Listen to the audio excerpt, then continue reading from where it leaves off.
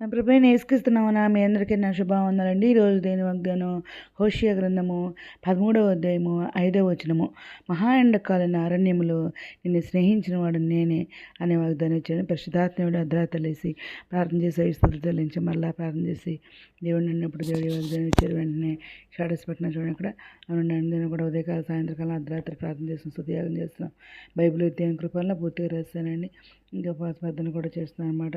ఇక్కడ దేవుడు మరి ఇశ్రాయేలును మరి అరణ్య ప్రదేశముల్లో ఎలా కాపాడారో దాని గురించి ఇక్కడ మాట్లాడుతున్నారన్నమాట. ద్వితీయోపదేశ కాండము 8వ అధ్యాయము 15వ వచనంలో తాపకరమైన పాములను తేళ్లను కలిగి ఎడారి అయిన నీళ్లు లేని భయంకరమైన ఆ గొప్ప అరణ్యములో ఆయన నిన్ను నడిపించను, రాతి బండలను నీకు నీళ్లు తెప్పించను అని చెప్పేసి ఇక్కడ దేవుడు మాట్లాడుతున్నారండి. ఇంకా ద్వితీయోపదేశ కాండం 2వ అధ్యాయము 7వ వచనంలో నీ చేతుల పనులన్నిటిలోనూ నీ దేవుడైన యెహోవా నిన్ను ఆశీర్వదించెను.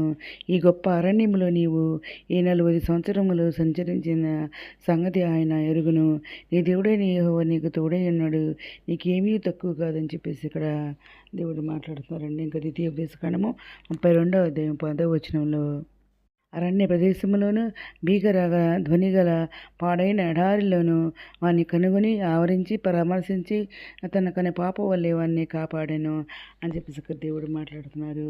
ఇర్మీయా గ్రంథము 2వ అధ్యాయము 6వ వచనంలో ఐగుప్తు దేశంలో నుండి మమ్మల్ని రప్పించిన యెహోవా ఎక్కడ ఉన్నాడని అరణ్యములు అనగా ఎడారులు గోతులు గల దేశములో అనావృష్టియు గాఢాంధకారము కలిగి ఎవరನ್ನು సంచారమైన నివాసమైన చేయని దేశంలో మమ్మను నడిపించిన యెహోవా ఎక్కడ ఉన్నాడని జనులను అడుగటలేదు అని చెప్పేసి ఇక్కడ దేవుడు మాట్లాడుతున్నారు, బాధపడుతున్నారు అన్నమాట.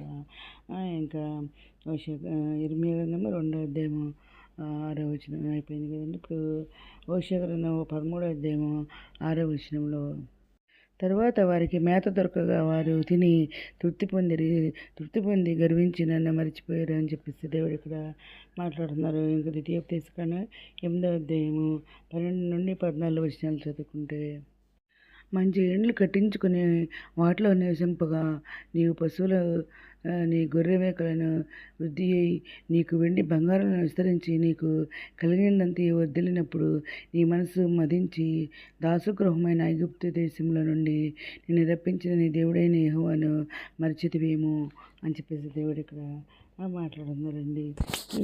ఇవన్నీ కూడా మరి మహా ఎండకాలం అరణ్యంలో నిన్ను స్నేహించిన వాడు నేనే అనే వాగ్దానానికి రిలేటెడ్ వాక్యాలండి.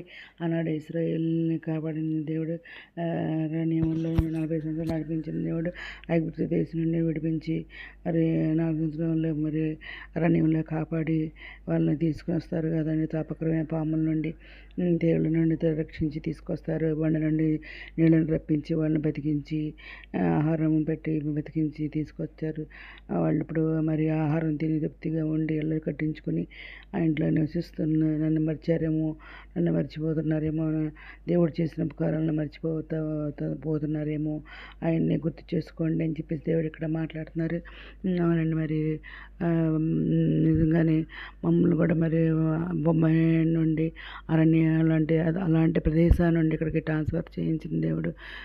మరి అప్పుడు కూడా ఈ వాగ్దానం ఇచ్చారు, బొంబాయిలో ఉండగా నాకు ఇచ్చారు ఒకసారి మీ మహా ఎండకాలం అరణ్యంలో స్నేహించిన వాడిని అని అక్కడ దేవుడు మాట్లాడారు. మరి అక్కడ నుంచి ఇక్కడికి ట్రాన్స్ఫర్ చేయించిన దేవుడు.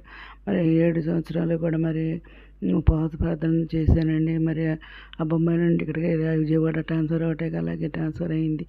దేవుడు ట్రాన్స్ఫర్ చేసిన మా పెద్ద బాబుని.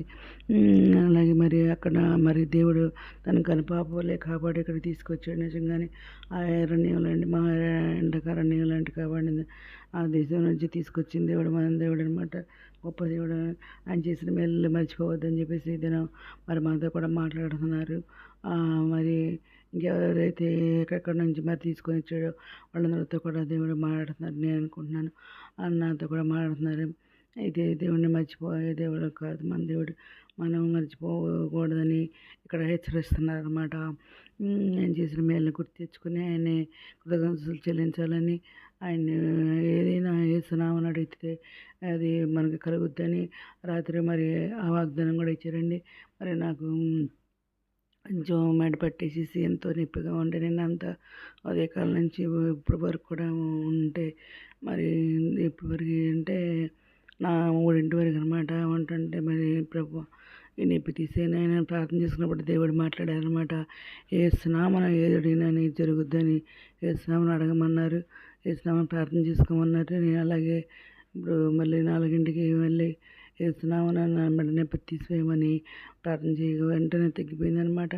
మనం ఏది అడిగినా అనారోగ్యం వచ్చినప్పుడు మరి ఏసునామమున మరి ప్రార్థన చేసి తగ్గుద్దని చెప్పేసి మరి రాత్రి మరి ఆ వాగ్దానం కూడా మాట్లాడిన దేవుడు మన దేవుడు గొప్ప దేవుడు. ఆయన నామము అన్ని నామం కొన్న హెచ్చించబడింది అనమాట.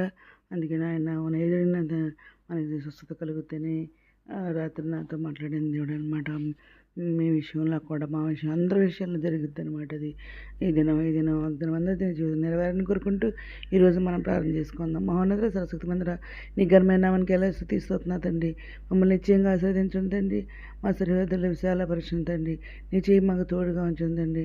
మా కీడు రాకుండా దాని నుండి మమ్మల్ని తప్పించమని అడుగుకుంటున్నా తండ్రి. మీతో రానేరు మీ ఇష్టానికి మమ్మల్ని అందరం కూడా సిద్ధపడిన క్రోచం నేత ప్రభుత్వంలో భాగం తెచ్చామని మా ప్రభు పేరు నేస్తున్నాము అడిగి వేడుకుంటూ ప్రార్థిస్తున్నాము తండ్రి.